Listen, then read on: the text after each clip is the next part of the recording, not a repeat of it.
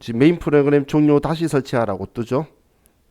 자, 이게 지금 우리가 자기 자리에 앉았을 때에 프로그램 연습해 보는 건 좋은데, 그런데 이제 USB 메모리 받아서 설치할 때는 이 창을 닫은 상태에서 하셔야 돼요. 두 시험 다 프로그램을 닫은 상태에서 얘를 더블 클릭을 하면 이제 수험 번호를 쓰게 되죠. 자, 그럼 이 수험 번호 때문이라도 수험표는 여러분들이 꼭 가지고 있으셔야 돼요.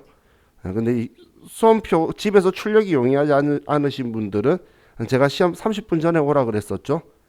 문제지 받고 이런 준비하는 시간이 있으니까 그럼 오셨을 때에 지금 저희 수업하는 건물 이 건물에서 보실 거니까 3층에 가셔서 출력하시면 돼요. 본인이 로그인해서 출력하시면 되니까 그래서 그 뭐 칼라 흑백은 상관없으니까 걱정 안 하셔도 되고 근데 신분증은 꼭 있어야 돼요. 신분증은 없으면 차선책이 뭐냐면 시험 끝나기 전까지 여러분은 시험 보고 계시고 누군가가 집에서 신분증을 가지고 오는 거예요. 그래서 시험 끝나기 전에 가지고 와서 확인을 시켜주면 가능한데 그런 일 없도록 신분증도 꼭 챙겨 두세요. 많은 분들이 항상 있던 자리에 있는 줄 알고 확인 안 했다가 근데 막상 왔는데 없더라 이러신 분들이 간혹 발생을 해요. 그래서 신분증은 어느 시험이든 간에 다 있어야 되는 거니까 꼭 해주시고 자 그럼 수험 번호는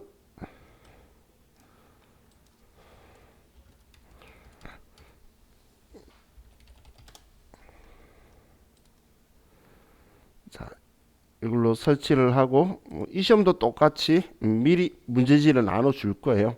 USB 메모리를 가지고 먼저 본인 수험 번호 써서 여기까지 준비해 놓고 난 후에 이제 문제지를 받았을 때 A형이다 B형이다라고 하고 감독관 확인 번호 알려주면 그때부터가 시험이 시작이에요.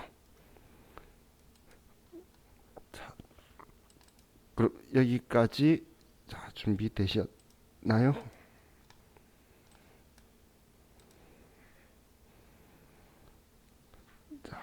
그럼 로그인 누르시면 자, 시험 메뉴에 들어오는데 자, 지금 여기에서는 우리 공부할 때 썼던 메뉴가 그대로 똑같은데 차이가 이론 문제 답안 작성 버튼이 여기에 있고 그리고 마지막 끝났을 때에 우측 아래에 답안 저장 버튼을 꼭 누르셔야 돼요.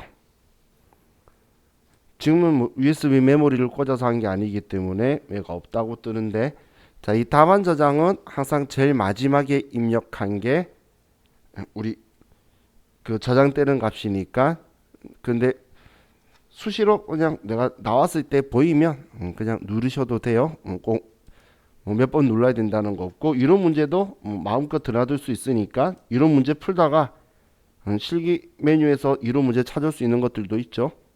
그런 것들이 있으면 또 나와서 메뉴 이용해 가지고 여러분들이 최대한 활용을 해서 문제를 푸시면 돼요. 자, 그럼 우리 93회에 자, 우리 시험은 무조건 실기부터 보는 거라 그랬어요. 이론부터 보면은 큰 재난이 와요.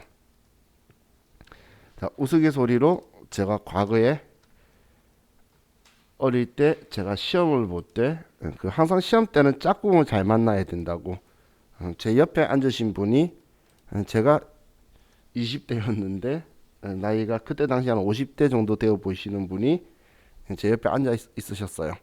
근데 그분이 독학하셨나 봐. 그리고 너무 긴장을 하시는 거예요. 그래서 저도 시험 보러 왔는데 저는 책 안 가지고 그냥 볼펜만 들고 신문지만 들고 가는 스타일이니까 앉아 있으니까 막 저한테 햇빛 들어온다고 커튼 쳐달라고 그러고 막 그러더라고. 근데 그분이 그 이론부터 시험을 보셨어요. 제가 시험 원래 저 성격은 아는 문제만 풀기 때문에 시험을 무진장 빨리 보는데 그때 제가 시험을 30분 만에 다 봤는데 그분은 30분 동안 아직 실기도 못 들어가고 이론만 있었어요. 그래서 제가 그걸 보는 순간 저분은 망했구나 이 생각을 바로 가졌었는데 무조건 실기부터 여러분들이 할 거예요. 자, 그럼 이제 준비 다 되셨나요? 그럼 첫 번째 분계 5개 먼저 하고 입력할게요. 여러분들이 바로 보고 입력해도 속도 안 빨라요. 오히려 나중에 다시 들여다 봤을 때에 컴퓨터 입력된 걸로 보면 여러분들이 오히려 뭐가 틀렸는지 하나도 안 보이기 때문에 문제지에다가 문제지 내가 가져갈 거니까 여기에 분개해 놓고 한 방에 입력하는 게 훨씬 더 효율적이에요. 자, 그럼 분개 5개 먼저 하고 한 번에 입력합시다. 자, 첫 번째 4월 1일 날 영업부서 거래처 직원 윤소희의 경조사비로 30만 원을 보통예금에서 이체하였다. 그럼 보통예금에서 30만 원이 나갔죠. 자, 그리고 차변에 거래처 직원 경조사비네요. 영업부 그러면 800번대의 접대비라고 써주면 되겠죠. 자, 다음 4월 10일 무역협회에 협회비 5만 원을 현금으로 납부하다. 그럼 현금으로 5만 원을 납부했고, 자, 무역협회 뭐 이런 표현은 안 썼지만 우리 회사가 무역업 영위한다고 적혀 있죠. 업무하고 관련 있는 협회의 협회비는 세금과 공과 판관비로 처리를 하는 거죠. 그래서 세금과 공과 5만 원 이렇게 처리를 하시면 되고, 자, 다음 5월 1일 공장의 신축을 위한 특정 차입금의 이자 비용 350만 원을 당좌 수표를 발행하여 지급하였다. 단 해당 이자 비용은 자본화 대상이며 공장의 완공 예정일은 내년 4월 30일이다. 자, 그럼 이자를 수표 발행해서 지급했으니까 대변의 당좌 예금에서 돈을 찾아갈 거고, 자, 차변에는 자, 이런 식으로 뭔가를 신축을 한다.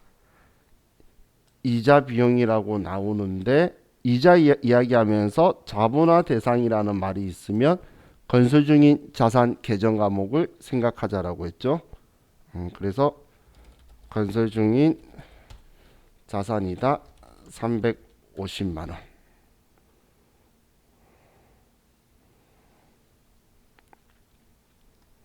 자,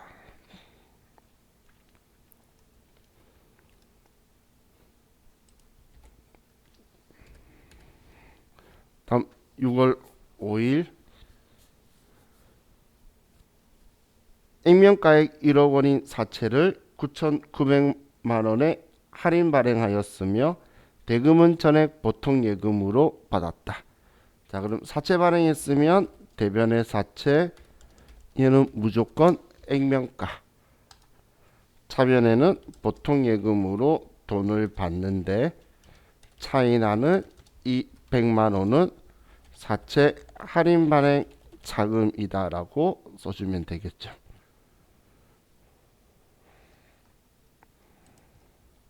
사채를 액면가보다 우리 낮게 발행을 하게 되면 우리는 사채 할인 발행 자금이라고 하죠. 자, 다음 6월 12일 5월분 급여 지급 시 원천징수한 소득세 50만 원 및 지방소득세 5만 원을 보통예금 계좌에서 이체하여 납부하였다. 일단 거래처 입력은 생략하며 하나의 전표로 입력할 것. 자, 그럼 보통예금에서 이체 납부했으니까 대변의 보통예금에서 55만 원을 납부했다고 쓰면 되고, 자, 급여 지급할 때 원천징수 했으면 계정강은 뭐라고 썼죠? 월급 주면서 원천징수 할 때 그걸 예수했다라고 한다 했잖아요. 그럼 예수금이라 적혀 있겠죠. 그거 납부했으니까 예수금 지워야 되겠죠. 그래서 예수금을 지워주면 되겠네요.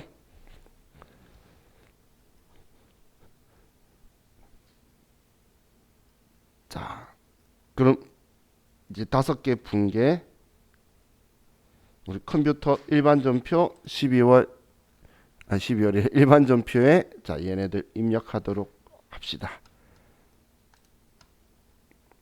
자, 여러분은 편리하신 대로 입력하세요. 저는 그냥 한 화면에 보여라고 그냥 이렇게 썼었을 테니까 뭐 이렇게 하는 게 써본 적 없으신 분들은 오히려 실수하니까 제 쓰는 방식은 뭐 평소에 쓰신 분은 쓰시되 아니신 분은 이 방법 쓰지 마세요. 어차피 창 닫았다 열면 날짜별로 바뀌어서 별 의미가 없어요.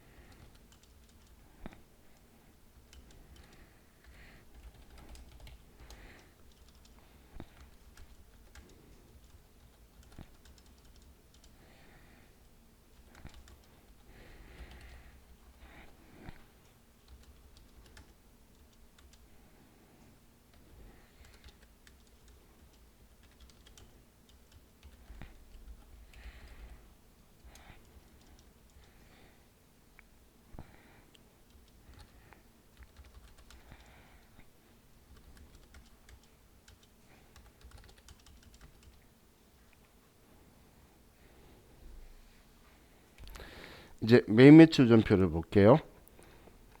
자, 메인 매출 전표는 여러분들이 바로바로 그냥 저도 바로바로 컴퓨터에 입력을 할 건데, 자, 과세 유형을 내가 실수한다면 문제 풀어봤는데 내가 과세 유형을 잘못 잡았잖아.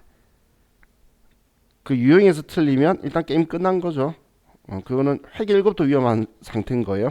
그러신 분들은 무조건 문제부터 풀지 말고, 자, 첫 시작했을 때에 메인 매출 전표를 열어서 첫 번째 날짜 쓰면 여기 부가세 유형이 나오죠. 이걸 보고, 자, 다시 한 번 더 과거를 기억하시면 증빙 서류로 과세 유형 잡는 거라 그랬죠. 그럼 문제 보자마자 보이는 글자들 있죠. 구매 확인서에 의해 영세율 세금계산서 발급하였다. 이 내용만 가지고 여러분들이 문제지 아래에다가 12번 매출 영세다.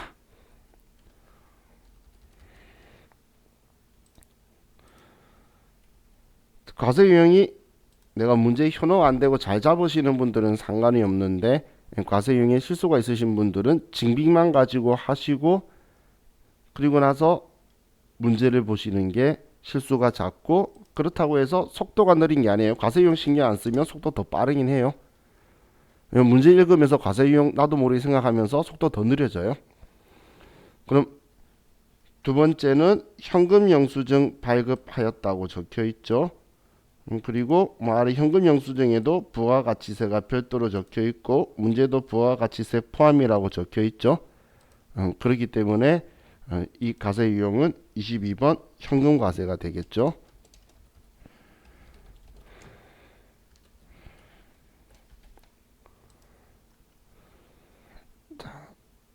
다음 9월 5일은 자, 세금 계산서 자료래요. 그럼 우리 컴퓨터에 우리 화면 보면 위 상단에 우리 회사 이름이 보이죠.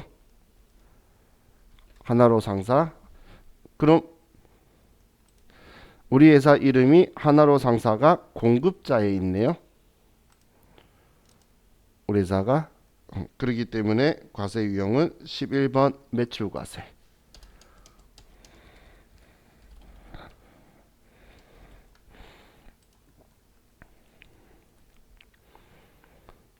자, 9월 27일 전자세금 계산서를 발급받았다고 적혀 있네요. 세금 계산서 받았을 때는 불공제 사유인지 확인하는데, 자, 본사 사옥 신축할 목적으로 기존 건물이 있는 토지 취득하고 즉시 건물을 철거했대요. 자, 그럼 자, 이 철거비는 계정 과목 여러분들 뭐라고 하실 거죠? 토지라고 할 거죠. 토지라고 할 거라고 방금 생각하신 게 토지의 자본적 지출 관련이죠.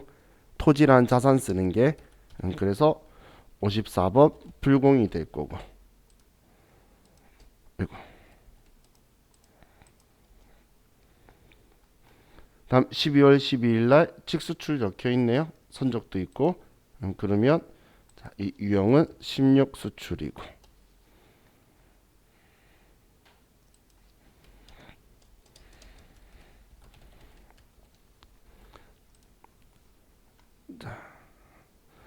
우리가 시험 4개 보죠.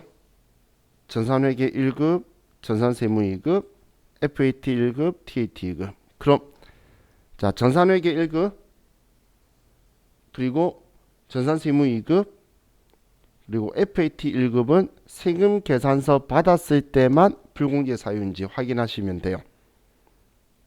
그런데 토요일 날 보는 TAT 2급은 우리 거래자료 입력에서 그냥 나오기 때문에 불공제 사유인 걸 확인하고, 그리고 나서 세금 계산서 받았으면 매입매출 전표, 신용카드나 현금 영수증이면 일반 전표로 가셔야 돼요. TAT 2급 시험에서는.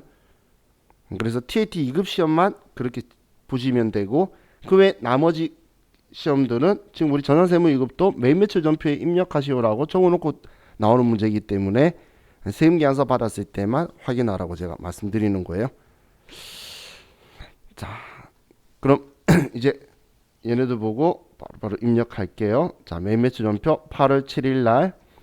자, 수출업체인 주식회사 서울의 제품을 동일 날짜로 받은 구매 확인서에 의해 납품하고 다음에 영세율 전자세금 계산서를 발급하였다. 대금은 전액 외상으로 하였다. 자, 그럼 뭐 12번 매출 영세 정해놓고 제품 팔았고 전액 외상했고 일반적인 상거래니까 외상 매출금. 뭐 별로 분기 어려울 거 없죠. 자, 그럼 얘는 유형은 12번 매출 영세고, 자, 제품을 팔았고 수량은 10개, 단가는 200만원. 거래처는 주식회사 서울. 영세율 전자세금 계산서고, 영세율 구분은 3번 내국신용장 구매 확인서에 의하여 공급하는 재화고. 자, 분계는 우린 차변에 외상 매출금, 대변에 제품 매출이 되도록 분계만 넣으시면 되겠죠.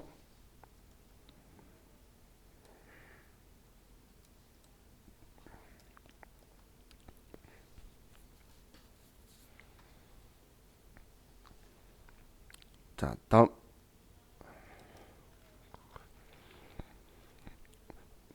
8월 21일 B사업자인 장현성에게 제품 A를 판매하고 판매대금 33만원을 현금으로 수령하면서 지출증빙용 현금 영수증을 발급하였다. 단 거래처를 입력할 것. 여기서 거래처 입력하라는 건 장현성한테 발행해줬다고 거래처로 장현성 써란 이야기예요. 자, 그럼 얘도 제품 판 거고 현금으로 수령했어요. 그럼 8월 21일 날 22번 현금과세 제품 A 33만원 쓰면 분리될 거고, 거래처 쓰라고 표현하고 있죠. 그리고 그냥 제품 매출이고 현금이니까 현금이다라고 써주면 되겠네요.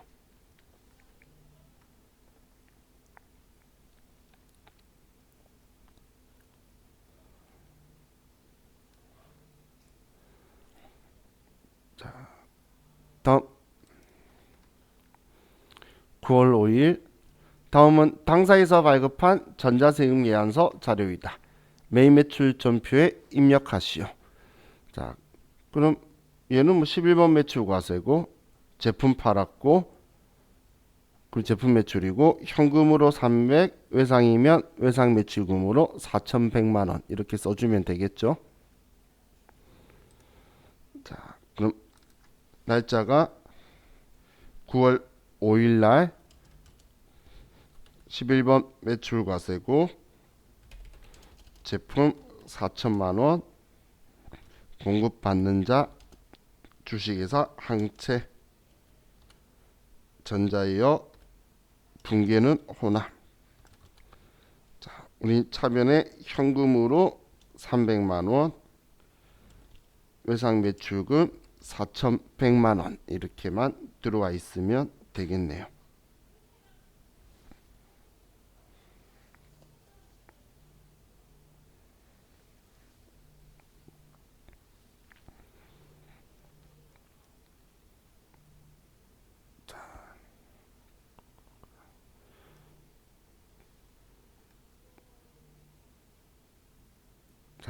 다음 9월 27일 당사는 본사 사옥을 신축할 목적으로 기존 건물이 있는 토지 취득하고 즉시 건물을 철거한 후 새로 용역으로부터 전자세금 계약서를 발급받았다. 구 건물 철거 비용 총액 4,400만 원 중 2,500만 원은 보통 예금에서 지급하고 나머지는 외상으로 하였다. 그럼 보통 예금 줬고 나머지 외상한 거 지금 우리 토지라고 처리할 거라 불공 잡았던 거죠. 그래서 일반적인 상거래 아니니까 미지급금이라고 쓰면 되겠네요. 자, 그럼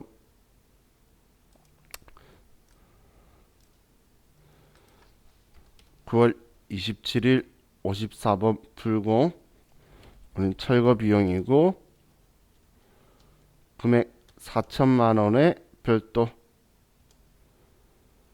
거래처는 새로 용역 전자세금 계약서고 불공제 사유는 토지의 자본적 지출 관련이고 자, 분계는 혼합이라고 해야겠어요.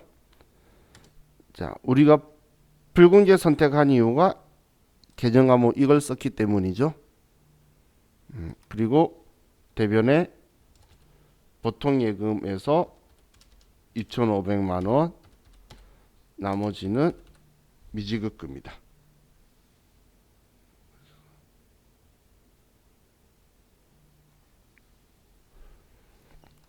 자,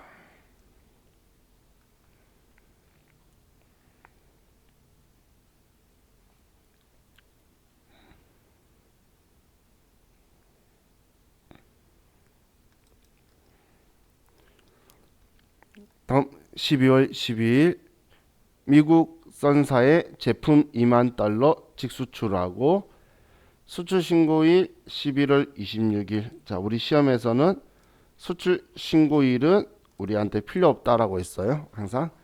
그럼 선적일 12월 12일이고 수출 대금은 12월 31일 미국 달러화로 받기로 하였다. 그럼 외상했다는 거네요. 오늘 지금 12월 12일인데 12월 31일 날 받기로 했으니까 제품 판 거라서 외상 매출금이겠죠. 그럼 당연히 이런 상황일 때는 선적일 기준 확률을 써야 되죠. 그죠? 그러면 12월 12일 달러당 1,100원. 자, 그럼 12월 12일 날 우리 16 수출이고 제품을 팔았고 1,100원에 2만 달러. 방금 제가 수량단가 쓴 거는 곱하기 하려고 그냥 쓴 거 아시죠? 남겨두시지 마시고 가급적이면 선사고 1번 직접 수출, 대행 수출 포함 이렇게 하고 외상으로 하면 자, 얘는 끝났죠.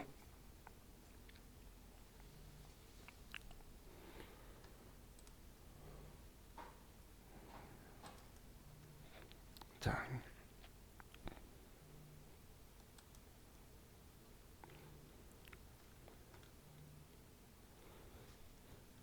이제 부가가치세 신고 문제 볼게요.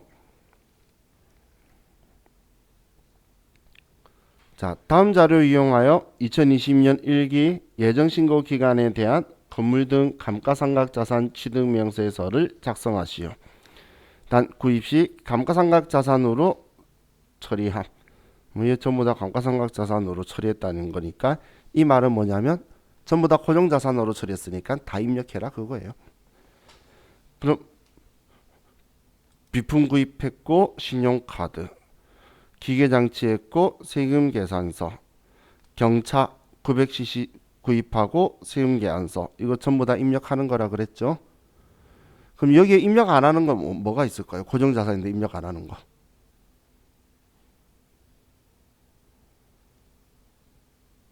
입력 안 하는 게 불공제 사유에 해당하는 이런 차량이나 비품이나 뭐 이런 것들 있죠. 근데 뭐 비품 우리가 쓰는 거니까 자동차나 이런 경우에 신용카드나 현금 영수증으로 하면 부가세 신고서에 아예 안 들어오죠. 신용카드 현금 영수증할 때 수령명세서에 아예 안 들어오잖아. 불공지 사유는.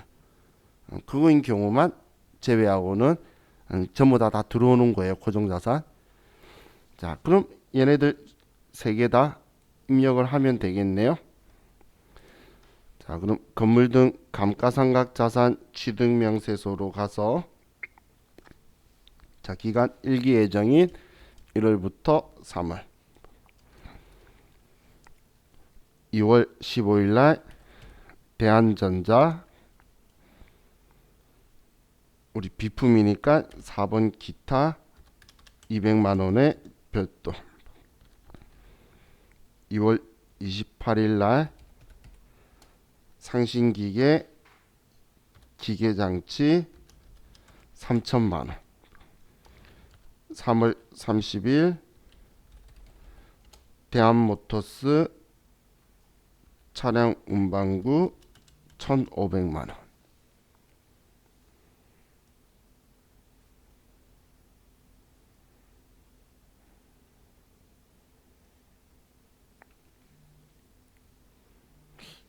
뭔 소리야 계속 나지?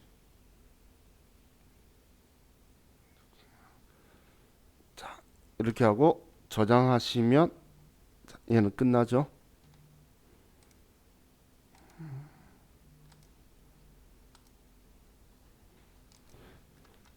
자,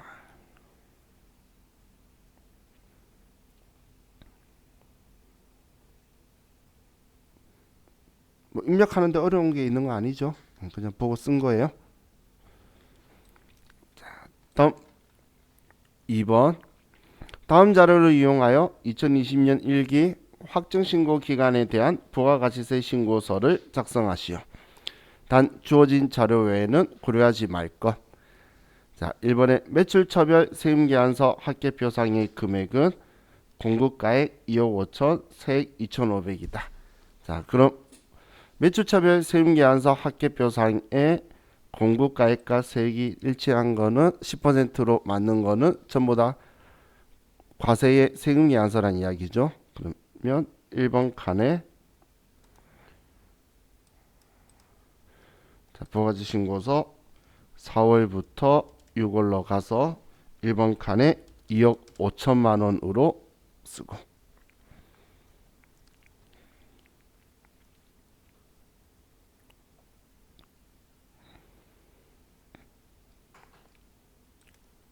자, 다음 이번에 위 1번 외에 카드 매출 660만 원, 현금 영수증 매출 330만 원, 정규 영수증 외 매출 110만 원이 발생하였다.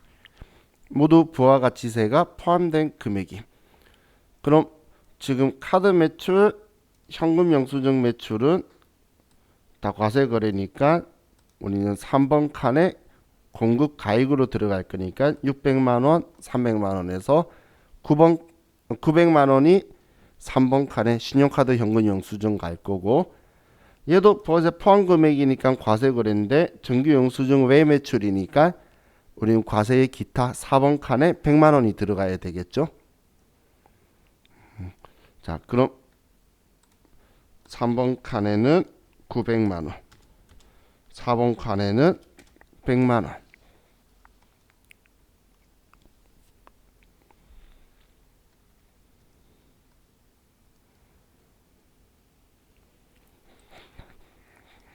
다음 선적된 베트남 수출액은 3만 달러고 수출 신고일 선적일 신고일 계속 그냥 우리한테 걸리적거리는데 현혹되지 말자고 이야기했죠. 그러면 1750원 달러당 그리고 3만원 직수출이니까 영세의 기타 6번 칸에다가 자, 우리는 3만 달러 곱하기 1750원 그럼 5250만 원이 6번 칸에 들어가야 되겠죠.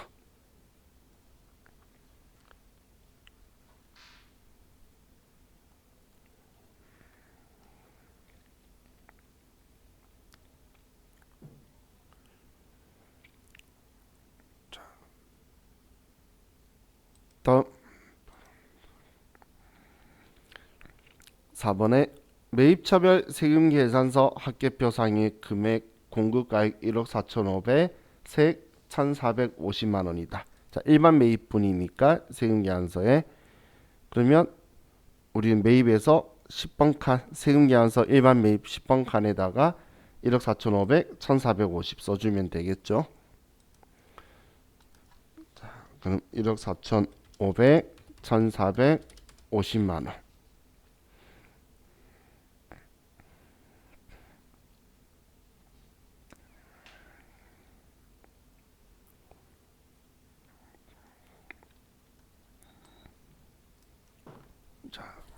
다음 5번 위 4번에는 접대비 관련 공급가액 3천만 원, 세액 300만 원이 포함되어 있다. 자, 접대 관련이면 공제 안 되는 건데, 자, 공제 안 되는 것도 불공제 사유인 것도 세금계산서 받은 거는 일단 입력하고 공제 안 해주게 16번 그래서 50번에다가 써주는 거죠. 그럼 포함되어 있으니까 문제 없죠. 그럼 우리는 공제 안 할 거라고 빼주기만 하기 위해서 또 한 번만 더 50번 칸에 3천만 원에 300만 원. 그래서 여기엔 들어가고 그리고 나서 여기서 빼주게 해서 두 번 들어가 있어야 되는 거죠. 포함 안 돼 있었으면 여기 더하고 여기도 썼을 거고 포함되어 있기 때문에 여기에만 쓴 거예요.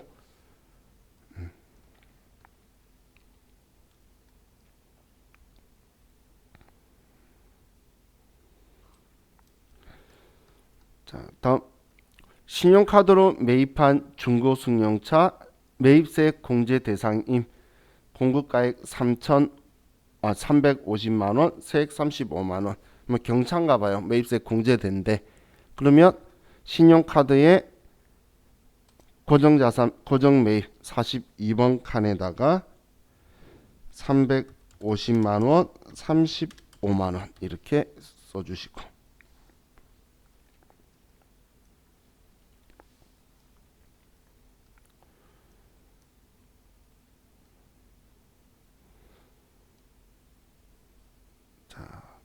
다음 2020년 1기 예정신고 기간에 정상적으로 발급 전송된 전자세금계산서가 2020년 1기 예정신고 시 신고 납부가 누락되어 있다. 자, 그럼 우리는 예정신고 때 발급 전송되었던 우리 전자세금계산서가 누락되어 있으니까 그럼 300만 원을 7번 누락의 오른쪽 33번에 가서 300만 원에 별도로 써줘야 되겠죠.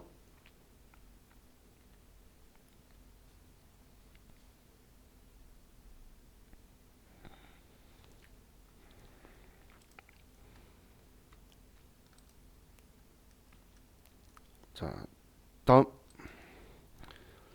2020년 1기 예정신고 기한은 4월 27일이고 2020년 1기 확정신고는 7월 20일에 신고 납부하는 것으로 한다. 예정신고가 토요일이었나 봐요. 그래서 월요일 4월 27일까지가 신고 기한이었으니까 그럼 이 다음 날부터 카운팅을 하고 그리고 이번에 7월 20일 날 빨리 했네요. 우리 날짜 쓰면 되니까 이 날짜들을 써주면 되겠죠. 그리고 앞에 제가 말 안 했는데 세금계산서 정상적으로 발급 전송됐기 때문에 부가가치세법상 가산세는 없고 우리는 국세기본법상 가산세 누락한 납부세 얼마가 되죠? 누락한 납부세 30만 원이죠. 그럼 이 30만 원 가지고 우리는 이것저것 볼 것 없이 71번으로 가라 그랬어요. 자, 30만 원이고 그럼 우리 가산세율은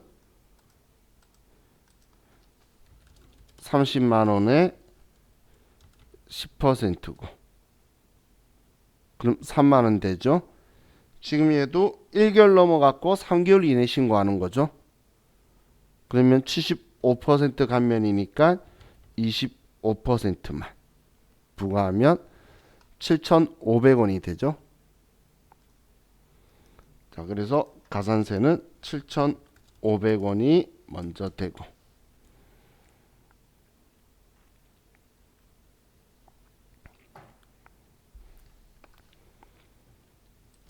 자, 다음 똑같이 30만 원을 쓰고 자, 문제에서 우리 예정 신고 기한, 당초 납부 기한이 2020년 4월 27일.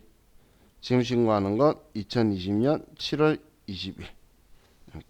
그래도 10일 정도를 줄였다, 그죠?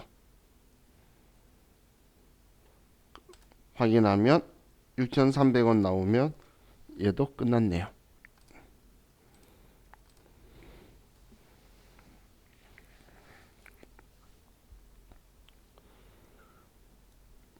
자, 다음 문제 4번 결산.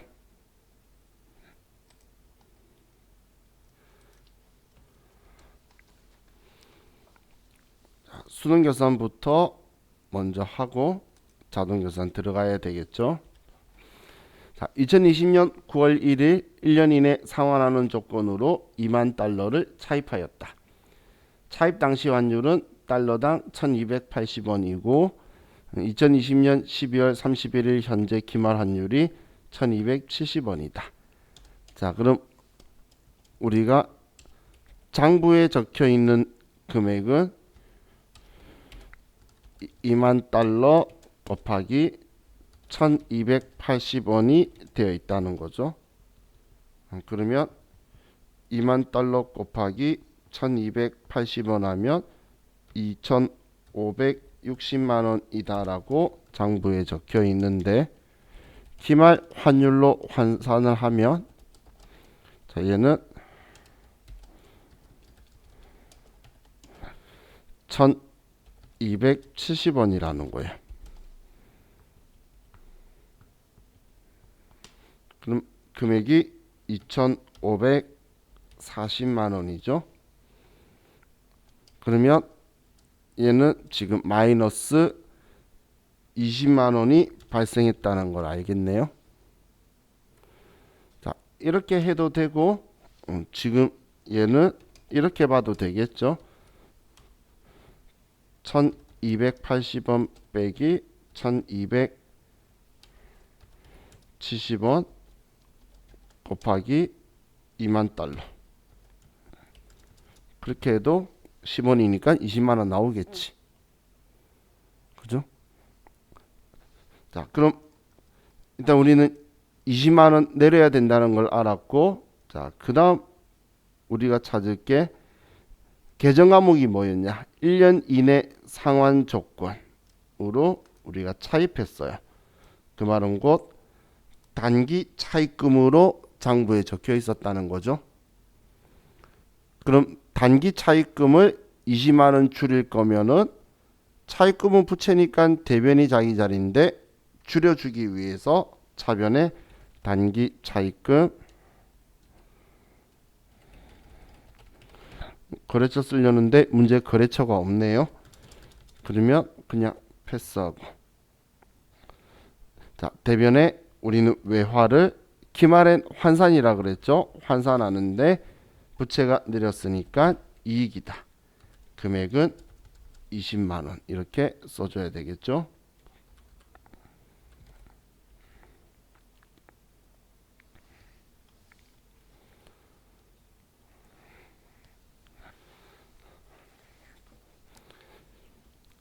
자, 다음 2번 당사는 3월 1일 1년치 임대료 1200만 원을 보통예금으로 이체받고 전액을 영업외 수익으로 회계 처리하였다.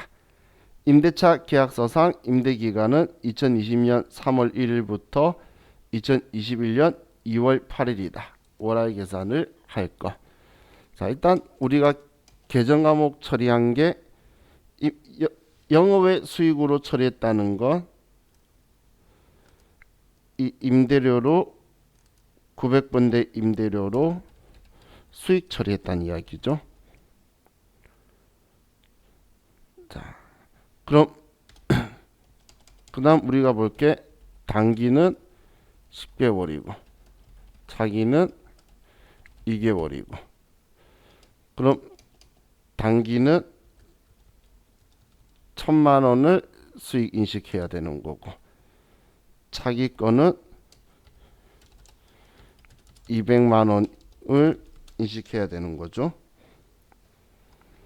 그럼 지금 올해 임대료로 인식해야 되는 건 1000만 원인데 장부에 1200으로 전액을 써뒀다는 거예요. 그래서 이 임대료를 200만 원만큼 차기분을 줄여줄 거예요. 그럼 차변에 임대료 200만 원이 되고 이 임대료는 미리 받은 수익이다. 선수 수익 200만 원이다. 이렇게 처리할 거죠.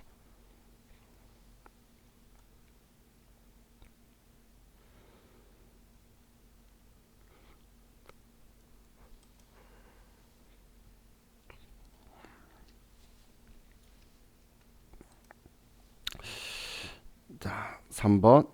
다음 자료를 이용하여 12월 31일에 부가세 대급금과 부가세 예수금을 정리하는 분계를 입력하시오.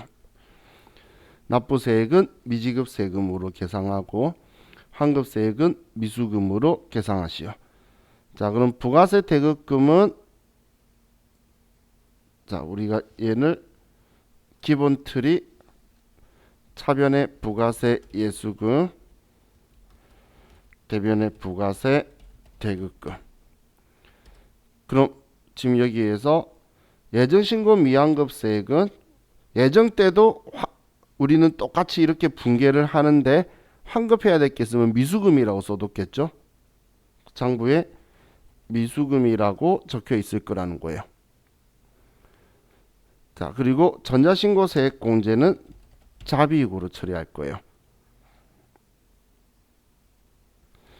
이 미수금은 우리가 상계하기 위해서 차변에서 대변으로 보내는 거죠. 미수금은. 그럼 부가세 예수금은 2천만 원이고 부가세 대급금은 1,400만 원이고 그리고 그럼 우린 600 내야 되는 줄 알았는데 예정신고 때 환급받지 않았던 400만 원 빼고 낼 거예요. 그래서 여기에는 이 미수금은 지우기 위해서 들어온 거죠. 예정신고 때의 미환급세액을 지우기 위해서 들어온 거고 그럼 200만 원 내야 떼야 되는데 우리는 전자신고세액 공제 자비익으로 또 만 원을 빼고 그럼 나머지 199만 원을 우리는 다음 달 25일 날 납부하겠다.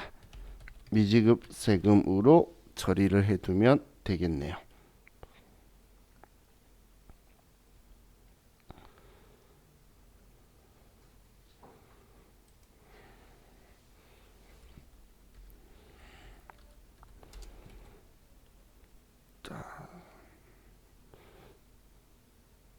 다음 4번. 대한은행으로부터 차입한 장기 차입금 중 4,500만 원은 21년 1월 31일에 상환기일이 도래한다. 그러면 내년에 상환기일이 도래하니까 유동성 대체하라는 거죠. 이제 우리 이 분계 모르시는 분 없죠?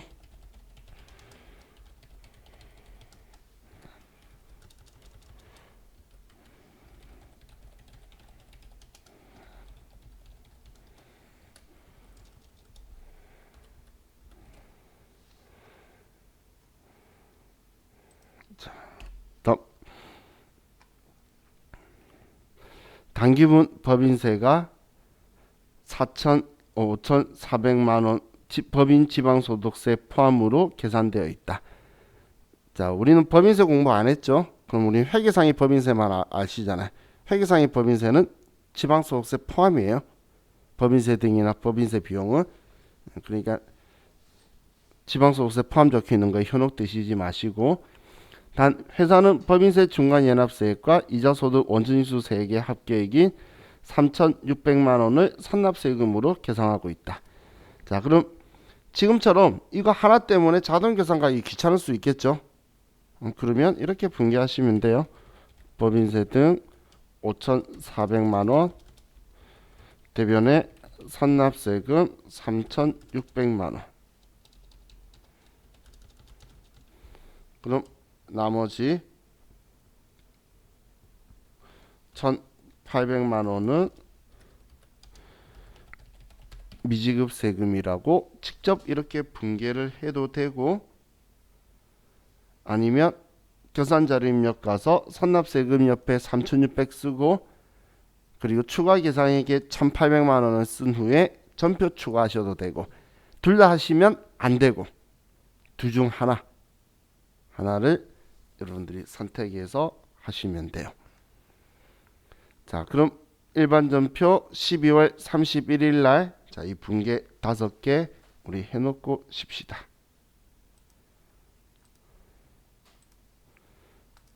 일반 전표 12월 31일 날